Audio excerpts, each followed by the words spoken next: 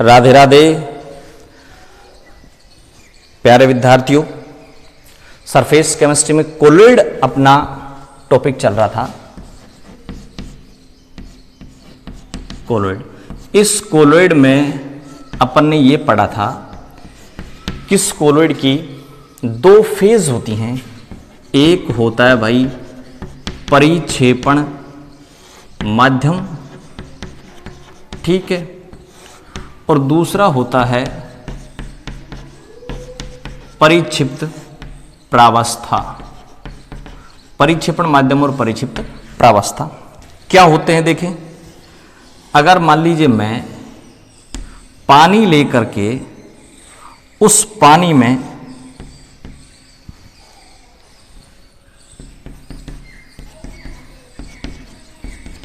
ये पानी ले लिया और इस पानी में मैंने स्टार्च घोल दिया, ठीक है, तो ये पानी तो कहलाएगा क्या?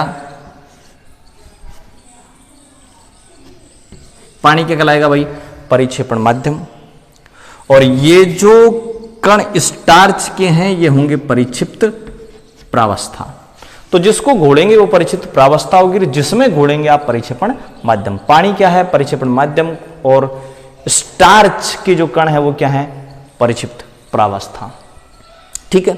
अब इस परिक्षेपण माध्यम और इस परिक्षिप्त प्रावस्था की भौतिक अवस्था क्या है, इसके आधार पर आप यहां वर्गीकरण कर रहे हैं कोलोइडों का। कोलोइडों का वर्गीकरण कर रहे हैं आप।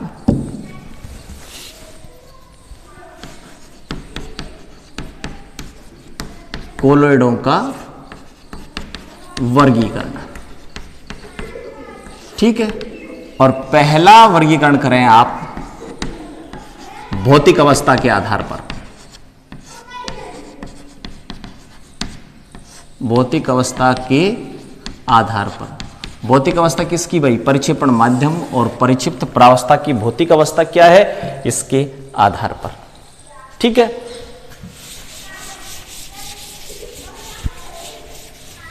पहला अपना क्लासिफिकेशन क्या है, तो उसमें देखो भाई, अपन सबसे पहले क्या लेते हैं कि आपके पास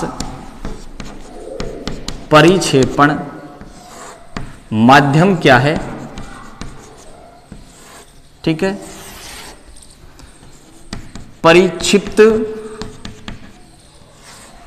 प्रावस्था क्या है,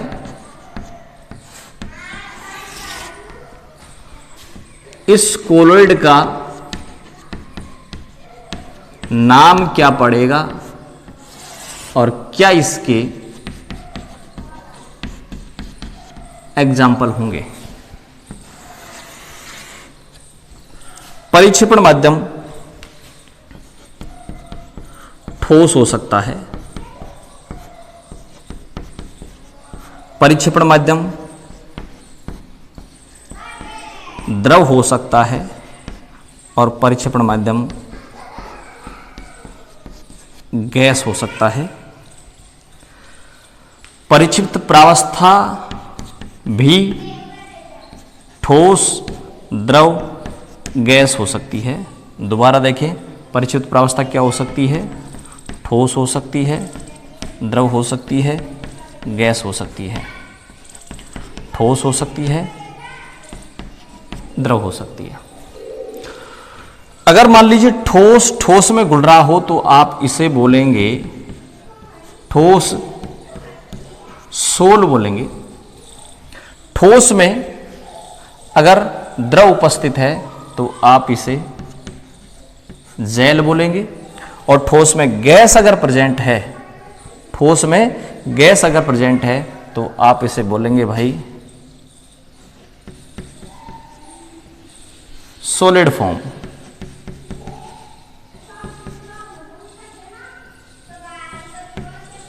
ठीक है भाई, ठोस झाग आप बोलेंगे इन्हें। द्रव में ठोस, देखो ये दोनों एग्जाम्पल एक दूसरे के उल्टे हैं, ये ठीक है। ऊपर वाले को आप जेल बोल देंगे, इसको आप सोल बोल देंगे, ठीक है। लिक्विड लिक्विड हो आप इसे पायस बोलेंगे।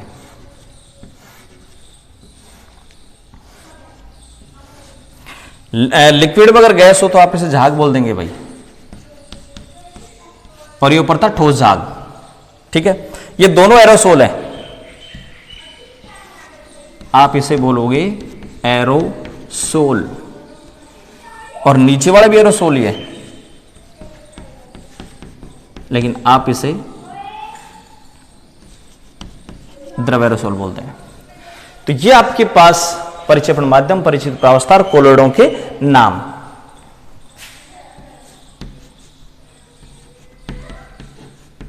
एग्जाम्पल, रंगीन कांच, रत्न प्रस्तर,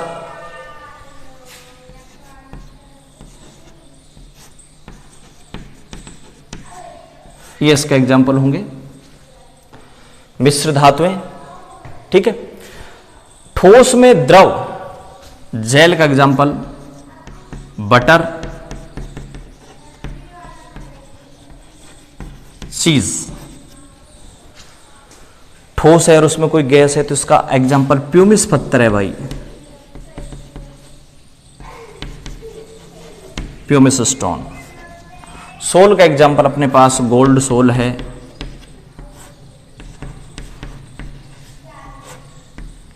एल्यूमिनियम हाइड्रोक्साइड का सोल है।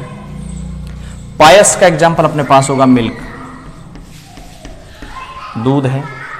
झाग अपने पास साबुन की झाग है।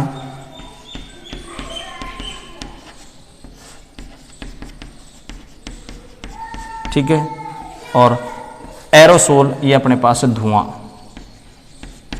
ठीक है, और द्रव एरोसोल में अपने पास आ जाता है बादल, आ जाता है कोहरा, आ जाता है बादल है, कोहरा है, धुंध है। ठीक है, तो ये अपने पास हो गए भाई परिक्षेपण माध्यम और परिचित प्रावस्था की भौतिक अवस्था के आधार पर कोलोइड कितने प्रकार के होते हैं, कौन कौन से होते हैं, क्या उनके एग्जाम्पल हैं। तो पहला अपना क्लासिफिकेशन हो गया भौतिक अवस्था के आधार पर। ठीक है, और दूसरा क्लासिफिकेशन अब लेते हैं भाई अपन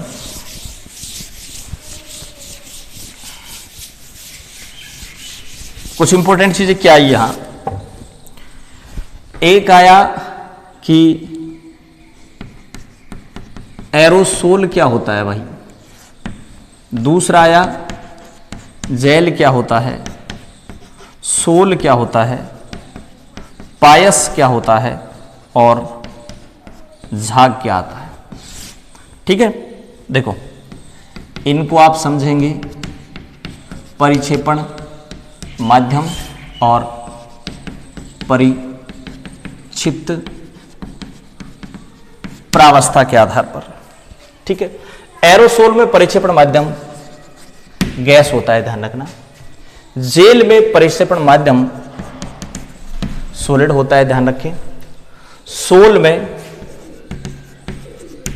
लिक्विड होता है, पायस में भी लिक्विड होता है, और झाग में भी लिक्विड होता है।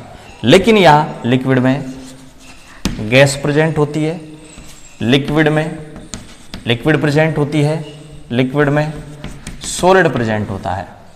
एरोसोल परिक्षेपण माध्यम गैस है, और परिक्षिप्त प्रावस्था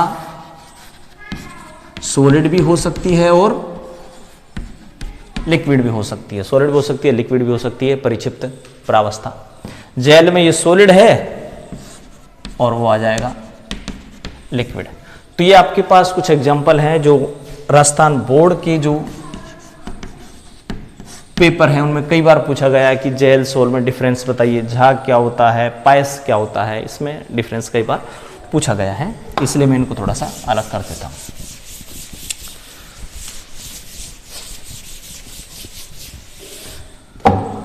दूसरा जो अपना क्लासिफिकेशन है वो दूसरा क्लासिफिकेशन लेते हैं भाई परिक्षेपण माध्यम व परिक्षिप्त प्रावस्था के मध्य बंधुता के आधार पर। पहला होता है द्रव स्नेही कोलॉइड विलयन, और दूसरा होता है भाई द्रव विरोधी कोलॉइड विलयन। एक द्रव स्नेही, दूसरा द्रव विरोधी। ठीक है, दोनों यहां ले लेते हैं अपन।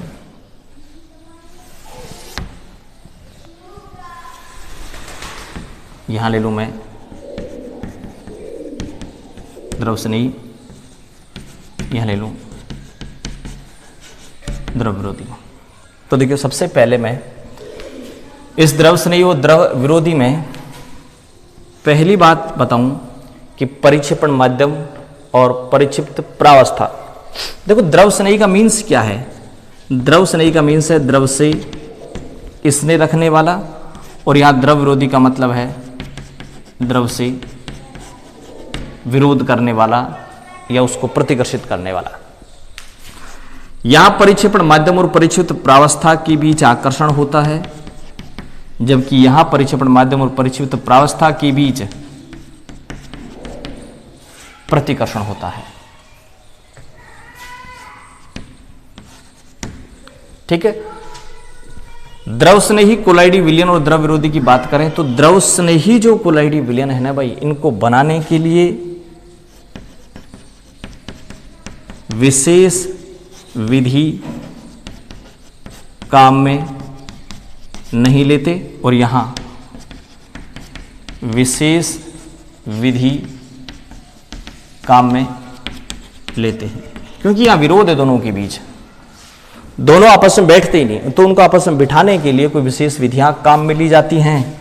उनको पास पास बिठाने के लिए स्थायी कारक डाले जाते हैं, स्थायी कारक डाले जाते हैं, और यहां स्थायी कारक नहीं डाले जाते। स्थायी कारक नहीं डाले जाते क्यों? क्योंकि ये स्थायी होते हैं और ये स्थायी नहीं होते। ठीक है, और डिफरेंस देखें, और डिफरेंस इनका दो और ले लेता हूं मैं, एक शांता ले लेता हूं और एक पृष्ठ तनाव ले लेता हूं। देखिए, द्रव विरोधी में द्रव विरोधी कोलाइड विलयन और परिक्षेपण माध्यम, किस किस का? द्रव विरोधी कोलाइड विलयन का और परिक्षेपण माध्यम का लगभग बराबर रहता है शांता और पृष्ठ तनाव। ठीक है, जबकि द्रव स्नेही कोलाइडी विलयनों की अगर आप बात करें तो द्रव स्नेही कोलाइडी विलयनों में शांता की बात करें तो द्रव स्नेही कोलाइडी विलयनों की शांता ज्यादा होती है, पृष्ठ तनाव कम होता है। तो शांता तो होती है ज्यादा और पृष्ठ तनाव होता है कम। किससे? परिक्षेपण माध्यम से। ठीक है, अवक्षेपण की अगर आप बात करें तो द्रव स्नेही, तो आगे चलते हैं भैया। द्रव स्नेही और द्रव विरोधी यहां तक हो गया, अब आगे ले लेते हैं इसको। बोर्ड भर गया ना भाई।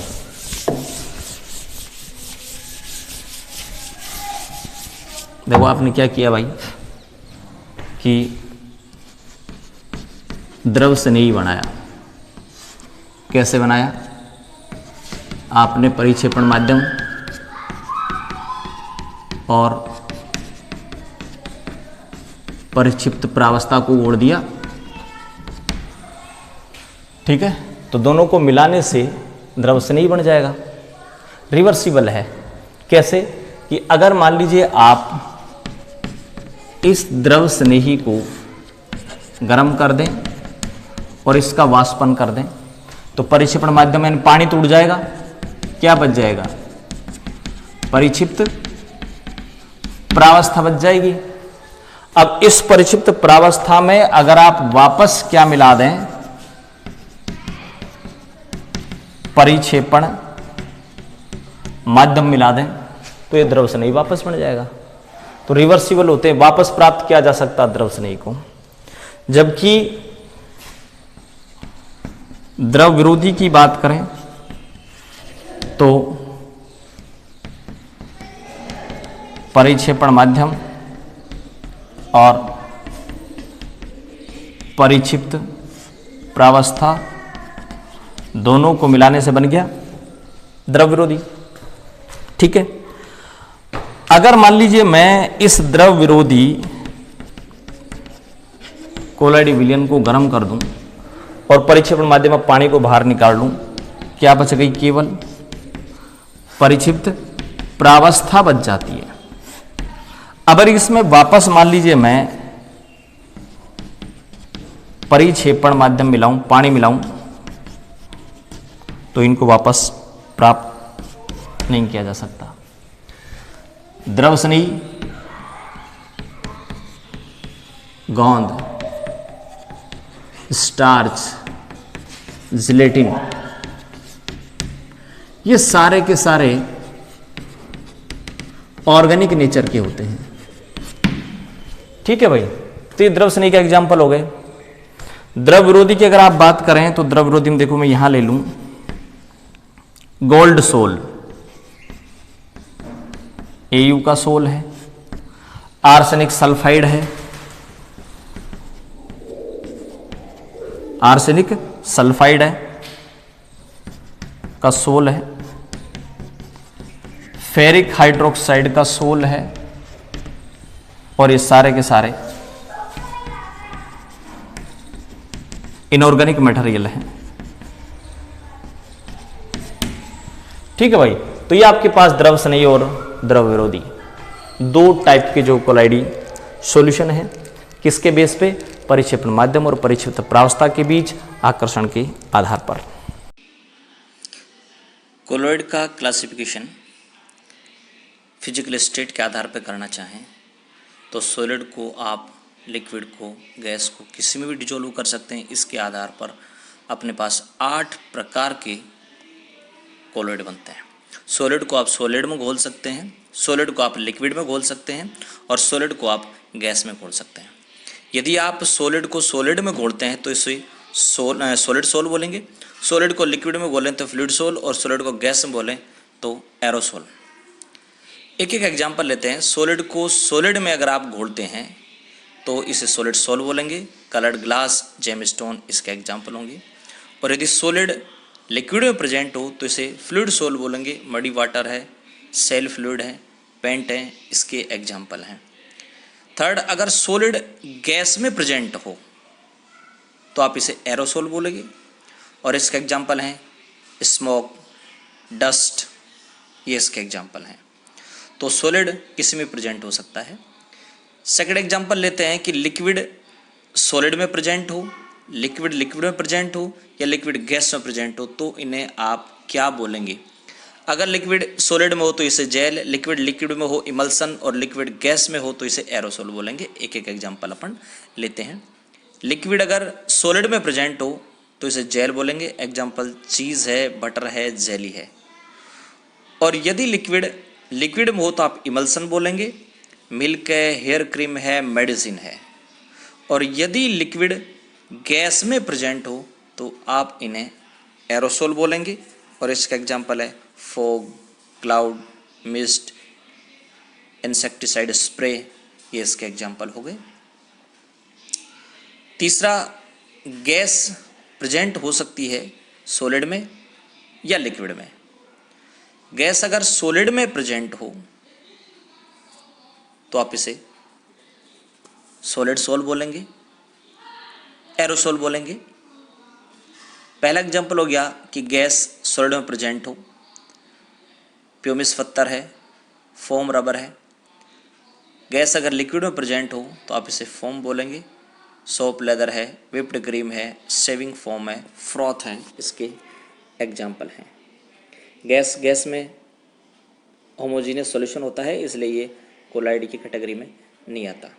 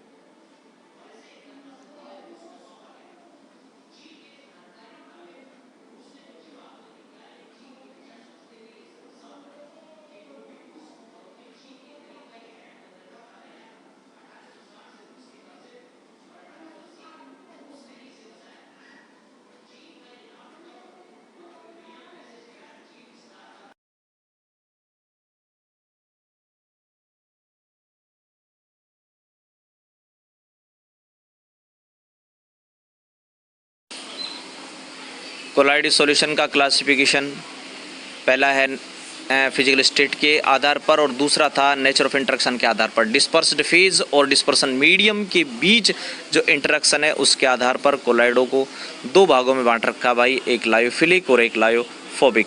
लायोफिलिक में क्या होता है, डिस्पर्सन मीडियम और डिस्पर्स्ड फेज के बीच अट्रैक्शन होता है, और लायोफोबिक में डिस्पर्सन मीडियम और डिस्पर्स्ड फेज के बीच अट्रैक्शन नहीं होता है।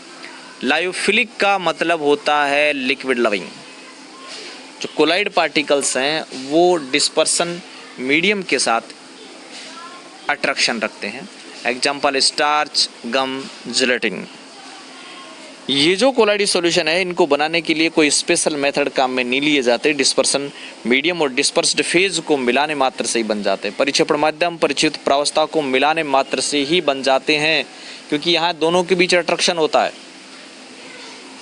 इसीलिए बड़ी आसानी से बन जाते हैं। स्टेबल होते हैं, रिवर्सिबल होते हैं और इजीली प्रेसिपिटेट नहीं होते हैं। आसानी से नीचे नहीं बैठते, आसानी से अवक्षेपण नहीं होता, स्टेबल होते हैं। कोई स्टेबलाइजिंग एजेंट की जरूरत नहीं पड़ती, स्थायी कारक की जरूरत नहीं पड़ती। अगर आप यहाँ से डिस्पर्सन मीडियम को हटा दें गर्म करके और वापस डिस्पर्सन मीडियम को अगर आप मिला दें तो ये कोलाइड सॉल्यूशन वापस बन जाते हैं, क्योंकि ये रिवर्सिबल नेचर के होते हैं, जबकि लियोफोबिक में ऐसा नहीं होता है।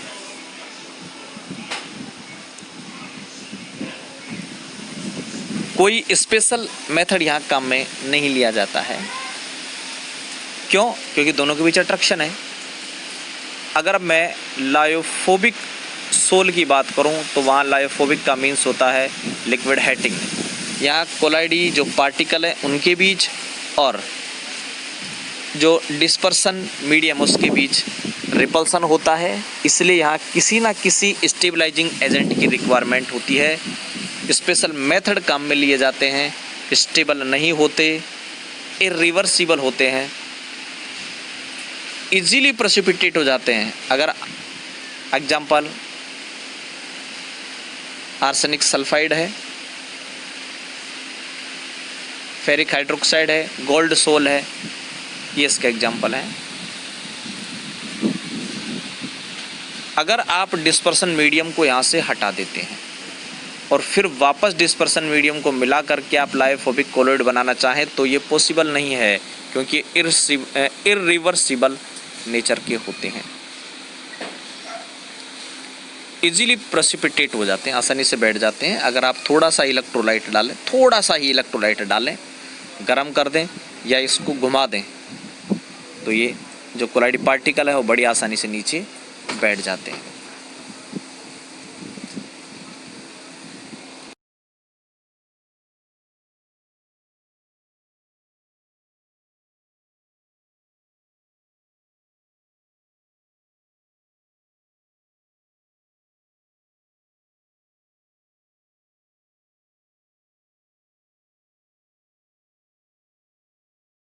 जो क्लासिफिकेशन है वो है परिक्षिप्त प्रावस्था के कणों के आधार पर। और इस आधार पर 3 प्रकार के होते हैं भाई। नंबर 1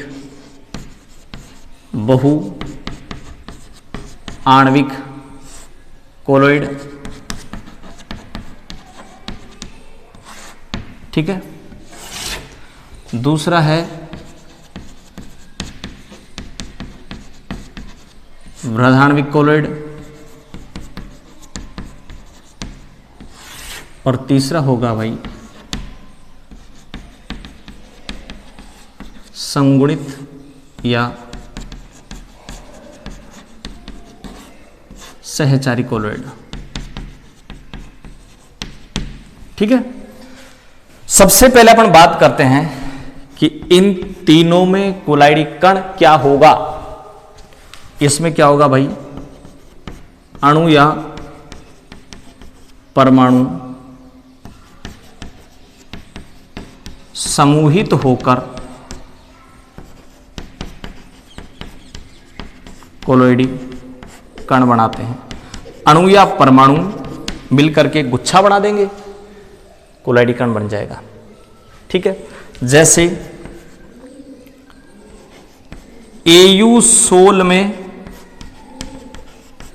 Au के एटम, सल्फर 16 में सल्फर के S8 के अणु गुच्छा बना देते हैं, और वो गुच्छा का जो साइज है वो कोलाइडी परास में होता है। बहुआण्विक कोलोइडी विलयनों के एग्जाम्पल होंगे। अणु या परमाणुओं के गुच्छे कोलाइडी कण होंगे। वृहदाण्विक में क्या होगा भाई कि कोई वृहद अणु या बहुलक को उपयुक्त परिक्षेपण माध्यम में खोड़ा जाता है, यानी यहां कोलाइडी कण वृहद अणु या बहुलक होगा, और यहां पर कोलाइडी कण मिसेल होगा, और इस मिसेल का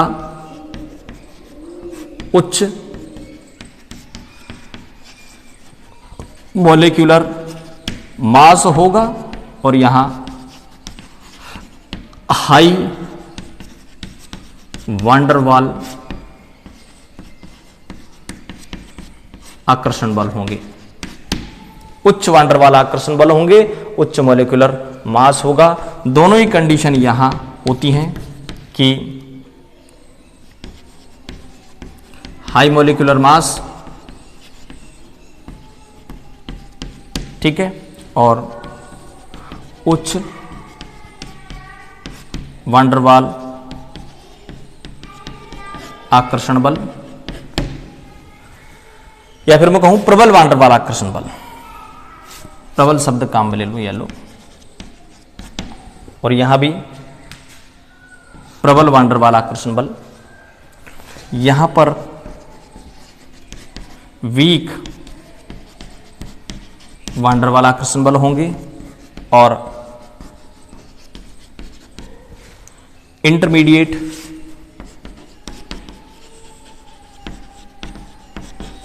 मॉलिक्यूलर मास होगा।